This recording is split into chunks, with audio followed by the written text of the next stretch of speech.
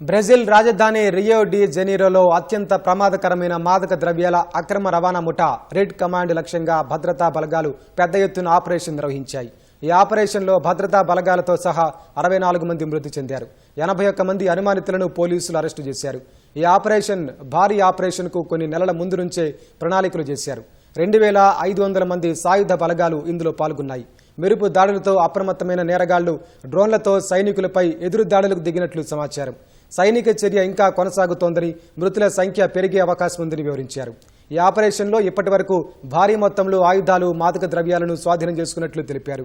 Rio de Janeiro చరిత్రలో ఇదే అతిపెద్ద ఆపరేషన్గా తెలుస్తోంది. అయితే సాయుధ బలగాలు చేసిన ఈ హింసాత్మక ఘటనను ఖండించిన ఐక్యరాజ్య సమితి మానవ హక్కుల కార్యాలయం ఈ దాడులు తమను భయభ్రాంతులకు గురిచేశాయని తెలిపింది. ఈ ఆపరేషన్పై దర్యాప్తు జరపాలని కోరింది.